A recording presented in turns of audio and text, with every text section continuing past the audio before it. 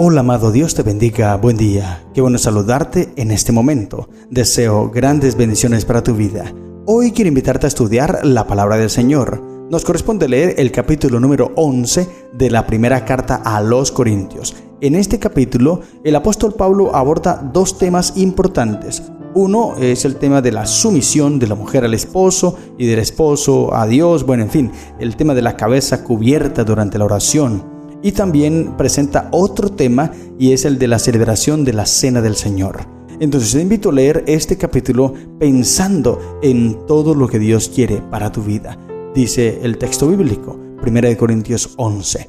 Sed imitadores de mí, así como yo de Cristo. Y este versículo queda como conclusión del capítulo anterior, capítulo 10. Allí queda pegadito porque luego inicia otra temática. Y me llama la atención lo que dice el comentario bíblico adventista y quiero leértelo textualmente porque es muy importante. Dice: cada ministro del Evangelio de Jesucristo debiera poder exhortar a sus oyentes para que imiten su ejemplo en seguir al Maestro. Si no lo puede hacer, es imprescindible que escudriñe su propio corazón y le ruegue a Dios que pueda vivir para el Señor en todo respecto y no para sí mismo. Pablo hizo de Cristo su modelo y tenía autoridad para exhortar a los corintios a que siguieran su ejemplo. Cristo es el gran ejemplo para todos los hombres y los cristianos deben acudir a Él en busca de dirección y aceptar solo lo que esté en completa armonía con sus enseñanzas y su ejemplo. Gloria al Señor. Entonces es importante que nosotros le prestemos atención a todos estos detalles. Y luego entonces empieza una temática diferente que hace parte de los dos temas que presenta este capítulo. Y aquí viene sobre el atavío de las mujeres en la oración y en los servicios religiosos en la iglesia. Dice el texto, versículo 2: Os alabo, hermanos, porque en todo os acordáis de mí y retenéis las instrucciones tal como os la entregué. Entonces, lo que va a presentar Pablo aquí es respondiendo preguntas que le hicieron, y es importante que tengamos esto en claridad.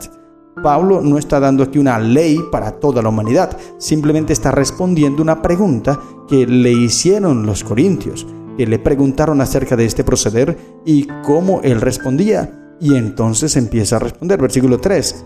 Pero quiero que sepáis que Cristo es la cabeza de todo varón y el varón es la cabeza de la mujer y Dios la cabeza de Cristo. Y este capítulo, como otros capítulos que escribe el apóstol Pablo, es como aquellos que dice Pedro allí en la segunda carta de Pedro, capítulo 3, versículo 16, cuando dice: casi en todas sus epístolas, hablando en ellas de estas cosas, entre las cuales hay algunas difíciles de entender, los cuales los indoctos e inconstantes tuercen, como también las otras escrituras, para su propia perdición. Y este es uno de esos capítulos difíciles de entender del apóstol Pablo. No podemos tomar aquí y crear una ley de lo que está diciendo el apóstol aquí, porque es un poco difícil. Se presentan 3 grados de sumisión aquí en este capítulo o en este versículo. Primero, el varón debe estar sumiso a Cristo como su amo y Señor. Luego, la mujer, que reconoce la supremacía de Cristo en todo, también reconoce que en la vida doméstica está colocada bajo la conducción y protección del hombre. Y tercero, presenta un grado de sumisión como presentando a Cristo, que reconoce al Padre como cabeza, aunque Cristo es igual al Padre. Esto lo leímos en Filipenses capítulo 2, versículo 5, o lo leeremos cuando lleguemos allí. Cristo es igual al Padre. El Padre no está por encima de Cristo, ni Cristo por encima del Padre, ni tampoco el Espíritu Santo. Los 3, Padre, Hijo, Espíritu Santo, que conforman un solo Dios, son iguales, ninguno es más que nadie. Pero aquí Pablo, al parecer, presenta a Cristo reconociendo a Dios como cabeza. Algunos comentadores ven aquí una referencia a una sumisión involuntaria de Cristo en el cumplimiento del plan de salvación. Esto podría entenderse de esa manera, ¿no? Y dice el comentario bíblico adventista: el poder y la dignidad del esposo dependen de la posición que ocupa en relación con Cristo, su cabeza. Por lo tanto, la sumisión de la esposa frente al esposo en realidad significa que ella depende de Cristo. La sumisión de la esposa a su esposo fue un plan divinamente presentado a bien de ambos cónyuges, pero esa dependencia no significa en ninguna forma ni la más mínima degradación. Así como la iglesia no se deshonra por depender de Cristo, tampoco se deshonra a la mujer por depender del hombre. Interesante esto. es para mostrar el plan de Dios en la salvación de la humanidad. Cristo sumiso al Padre y el esposo a Cristo y la esposa al esposo, reconociendo que todos dependen de Cristo Jesús. Esto es lo que realmente querría decir aquí el texto. No es un tema de machismo, no es un tema de que el esposo entonces mande y la esposa tenga que ser sumisa todo el tiempo, aunque el esposo la castigue y todo eso. No tiene autoridad en este caso, sino que él, aceptando a Cristo como su cabeza, pues entonces en el hogar deben desenvolverse en estos roles. Es interesante este tema, por eso te decía al principio, como dijo el apóstol Pedro, es un tema difícil de entender, que algunos tuercen, algunos tergiversan. Y ahora dice el versículo 4, un poquito más de fortaleza le pone allí, de candela le pone el apóstol, dice: todo varón que ora o profetiza con la cabeza cubierta afrenta su cabeza, pero toda mujer que ora o profetiza con la cabeza descubierta afrenta su cabeza, porque lo mismo es que si se le hubiese rapado. Interesante. Y es importante entender algo, mira, Pablo no está hablando, como lo dije al principio, una ley para toda la humanidad, porque él está respondiendo una pregunta que le hicieron los corintios. Allí le preguntaron acerca de este proceder en el templo, si era lícito cubrirse el cabello o cubrirse la cabeza, las mujeres y los hombres no. Entonces ellos, teniendo esta discordia o esta inquietud, le preguntan al apóstol y Pablo responde para ellos. Por eso podríamos decir que este capítulo compete solamente a los corintios. No podemos aplicar estos versículos a nuestros días porque son culturas diferentes, son actores diferentes. Obviamente algunos detalles sí son importantes resaltarlos, pero no podemos decir que aquí entonces Pablo esté diciendo que todos debemos ir a la iglesia, las mujeres con el cabello cubierto, la cabeza cubierta con un velo, y los hombres no. Esto simplemente se aplicaba para los hermanos de Corintios. Y dice el comentario bíblico adventista, presta la atención: es indudable que ciertos aspectos de este principio básico se expresan de diferentes maneras en diversos países y aún cambian en los mismos países con el paso del tiempo. En el Antiguo Testamento hay una variedad de ilustraciones al respecto. Cuando Moisés estaba frente a la zarza ardiente, el Señor le ordenó en Éxodo 3:5: quita tu calzado de tus pies, porque el lugar en que tú estás, tierra santa es.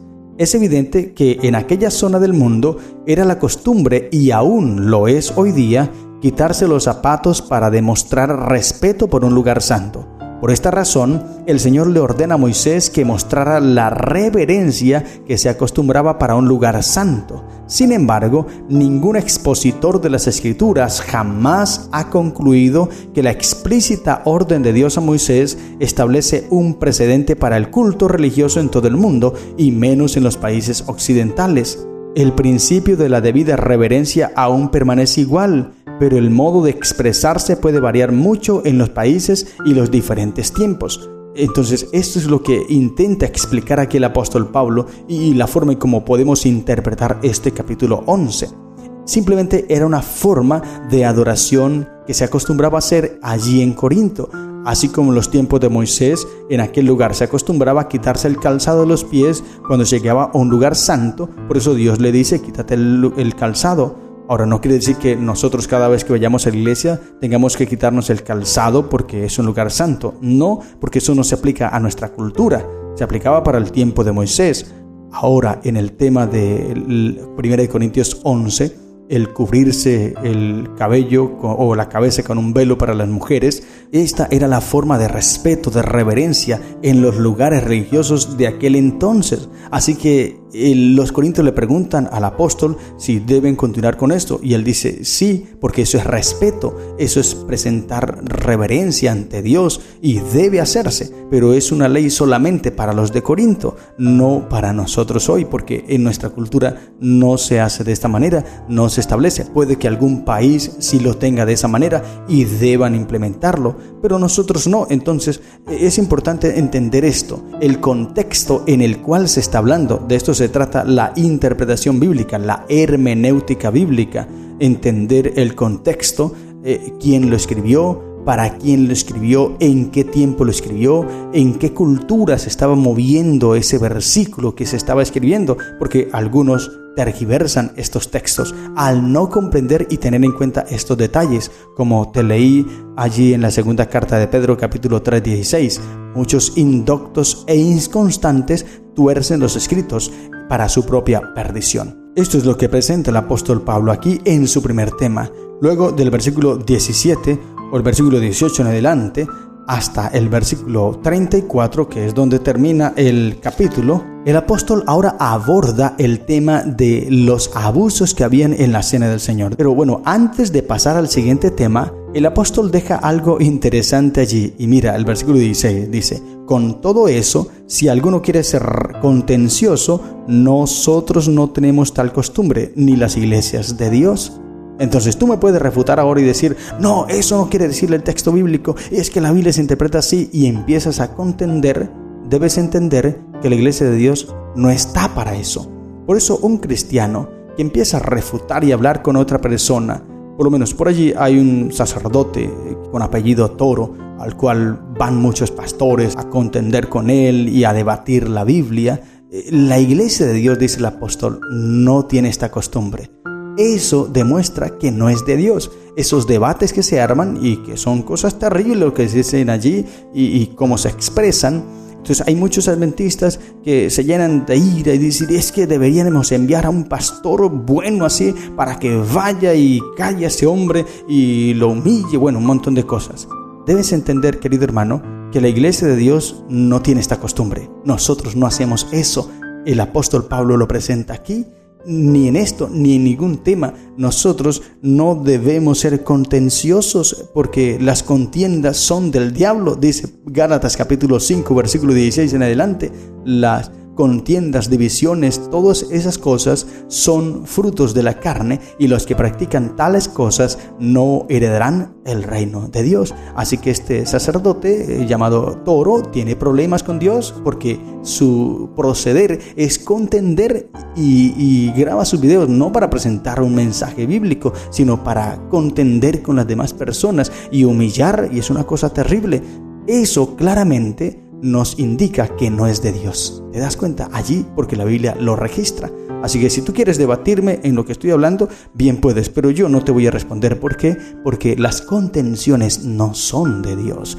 Ahora, de pronto me preguntas para querer tener claridad un poco más en un tema. Sí, yo te puedo responder y hablamos, pero cuando llegas a debatir y a querer sustentar es que tú estás en lo correcto y yo en el error, entonces ahí mejor yo te dejo quieto. ¿Por qué? Porque ya entraríamos en un debate bíblico, y la Biblia no se hizo para eso. La Biblia se hizo para descubrir la verdad. Si tú no quieres descubrir la verdad, sino que simplemente quieres contender, pues entonces es mejor que lo hagas solo, porque eso no es de Dios. Y ahora sí entramos en el segundo tema, que es lo de la cena del Señor. Y empieza a explicar el apóstol allí un proceder terrible que se estaba convirtiendo o que se estaba haciendo en la iglesia de Corintio. Y es que cuando iban a participar de la cena del Señor, iban a ir a comer.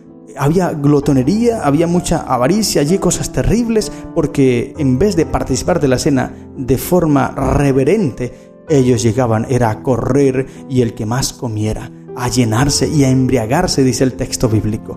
Y voy a leerte un texto de la sierva del Señor, que dice así: los corintios estaban apartando mucho de la sencillez de la fe y de la armonía de la iglesia. Continuaban reuniéndose para el culto, pero con corazones apartados unos de otros. Habían pervertido el verdadero significado de la cena del Señor, dándole en gran medida el significado de una fiesta idólatra. Se reunían para conmemorar los sufrimientos y la muerte de Cristo, pero convertían la ocasión en momento de banquetes y complacencia egoísta.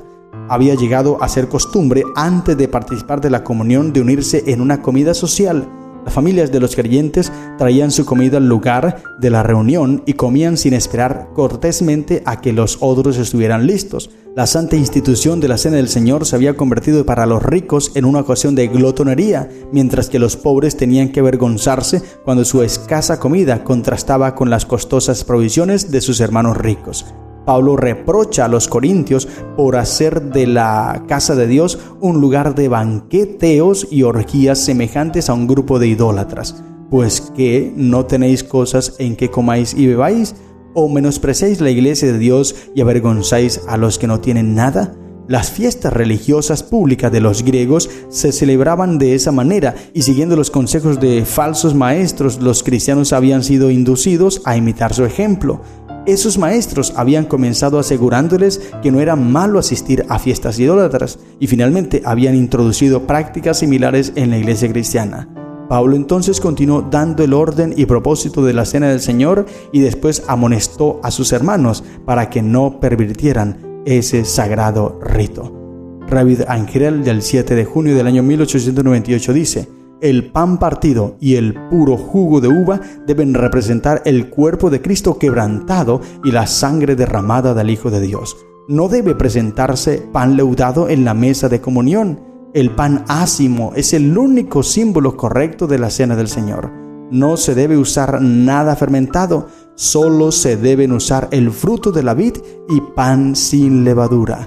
Otro texto dice: la salvación de los hombres depende de una aplicación continua en sus corazones de la sangre purificadora de Cristo. Por lo tanto, la cena del Señor no debería ser celebrada solo ocasionalmente o anualmente, sino con más frecuencia que la Pascua anual.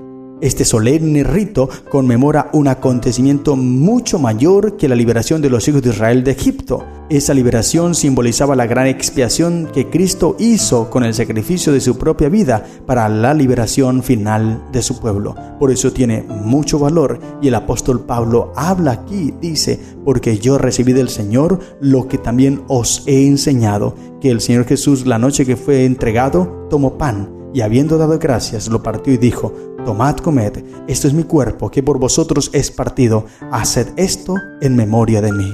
Y el versículo 25 dice: asimismo tomó también la copa después de haber cenado, diciendo: esta copa es el nuevo pacto en mi sangre, haced esto todas las veces que la bebiereis en memoria de mí. Y el versículo 26: así pues, todas las veces que comiereis este pan y bebiereis esta copa, la muerte del Señor anunciéis hasta que Él venga.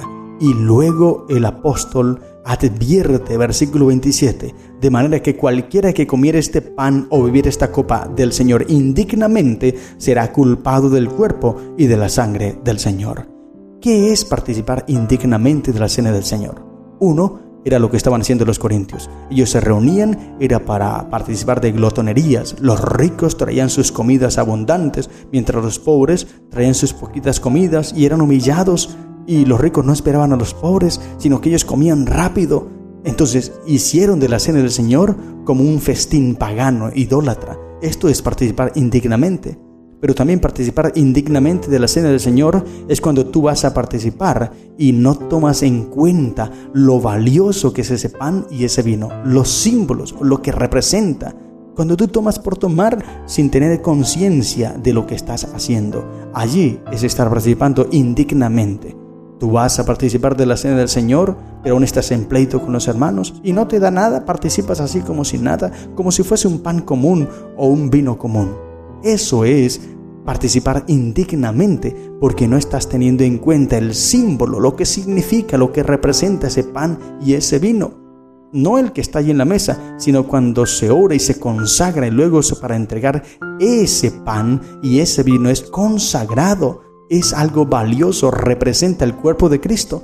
Por eso cuando se termina de participar, esto no se puede entregar por allí. Es mejor derramarlo o depositarlo en un lugar, no darle otro uso, porque ha sido consagrado, representa el cuerpo y la sangre de Cristo Jesús. Y debemos tomarlo como tal. Por eso es importante, querido hermano, prestarle atención a la palabra del Señor y tomar las cosas como son, para que Dios entonces nos vea de manera digna y pueda entrar en nuestro corazón. Así como dice el último versículo: si alguno tuviere hambre, coma en su casa, para que no os reunáis para juicio. Las demás cosas las pondré en orden cuando yo fuere. Y entonces él una vez más afirma que está hablando acerca de las glotonerías que se hacían en la cena del Señor. Pero como te dije, también los otros conceptos hacen parte de tomar indignamente la cena del Señor. Por eso ten en cuenta muy bien lo que haces. Cuando participes de la cena del Señor, ten en cuenta qué significa, qué representa el pan y qué representa el vino, y tómalo con conciencia, sabiendo que estás comiendo y bebiendo la sangre y el cuerpo de Cristo, participando del sufrimiento de Cristo y permitiendo que Él entre en tu corazón y limpie tu vida. Estas son las lecciones que encontramos en el capítulo 11 de la primera carta a los Corintios. Que el Señor te bendiga. Feliz día.